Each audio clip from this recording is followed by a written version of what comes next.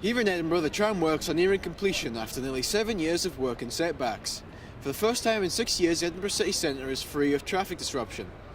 We've come to Princess Street to find out what people think of their new multi-million transport system. Ridiculous.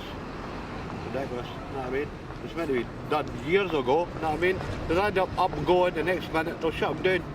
Yeah, I recognise in Scotland that there is a huge traffic jam with buses in the cities, which is not very nice for pedestrians. So maybe that would... Especially in Aberdeen. Yeah, so I guess that would maybe improve the situation. I think it's a good thing. Public transport should be encouraged in this day of energy depletion and climate change worries. Tram's a good thing. The current cost to the City of Edinburgh stands at £776 million. This led to more than 6 years of disruptive construction. All this comes after 17 years of debate over their value. Well, I don't think I could say it in public, to be perfectly honest with you. I think it's a travesty. It's a complete and utter waste of money.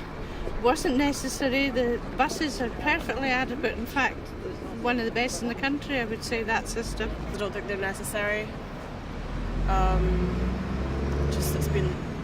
We've already got good bus access. You can already get to the airport from the centre of town quite easily with the 35. There wasn't any real need for the trams. I think they were a brilliant project, but I don't know what's happened. The budget, you've spent far too much money. Whatever's happened it's not been done very efficiently, but it's a really good idea. Whilst many still argue about where the blame lies for the extensive delays, the trams are nearing completion. The cost to the city has been great, and the question remains as to how well they will perform. The people have spoken, but only time will tell if the trams are successful or not. I think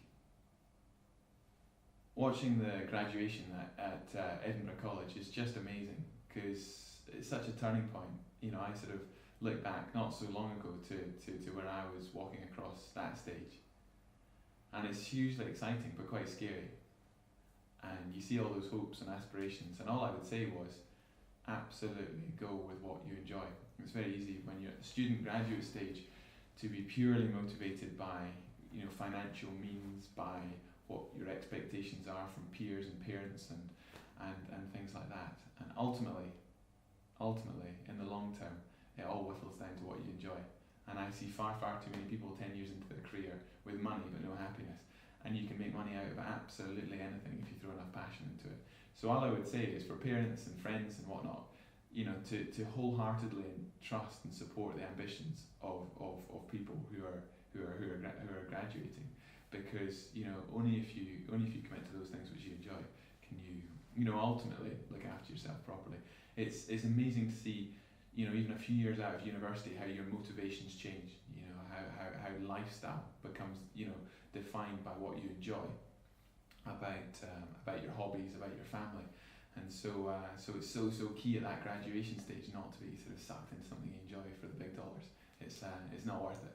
And I'd say that's definitely something that both graduates and those, you know, friends and family should sort of embrace wholeheartedly, because the more people who enjoy what they do, then, you know, look at the country, look at the economy, you know, the better for everyone, because we'll all be doing something we enjoy and we can support each other.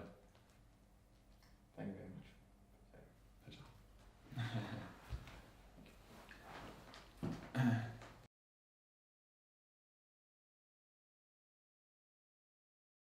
Sir, a Miss Devlin is here to see you. She didn't have an appointment. Shall I send her away?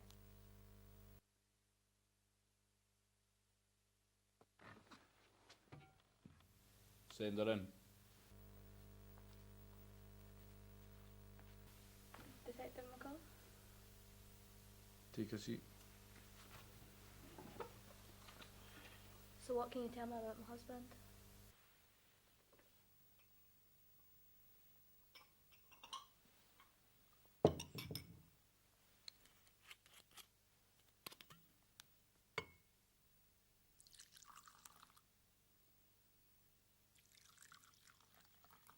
Would you like a drink, miss?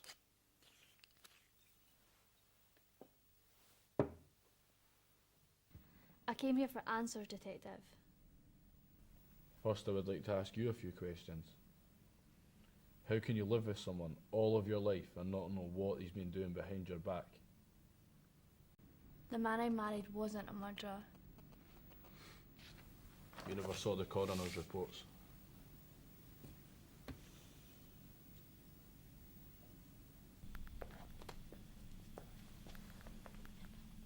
Is the coroner's report ready? No, sir. The coroner's been busy with that fire over on Anderson Avenue. Okay, have him send it over to me as soon as it's ready. Yes, sir. Violent.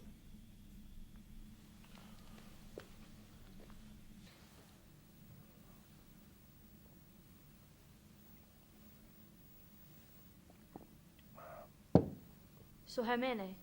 Joel Barnsby, Dean Campbell, Glenn Coase, and a Jane Doe. He's also been linked to 3 others. I just can't believe it. It's like a nightmare I can't wake up from. How did you even get involved in this case? The chief of police needed a more experienced detective. Someone who could meet him head on. Someone who could take him down. You're talking about him like he was some kind of animal. No, you're worse than an animal. Of course I'm not an animal. An animal couldn't have evaded the police for months on end like I did. It was your last kill that gave you away. That was careless. That was the idea. I wanted to call you here. You know what comes next.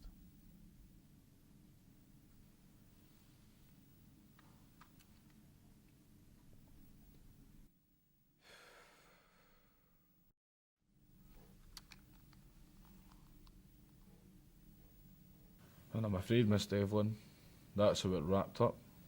Well, thank you, Detective McCall. I think I got all the answers I came for.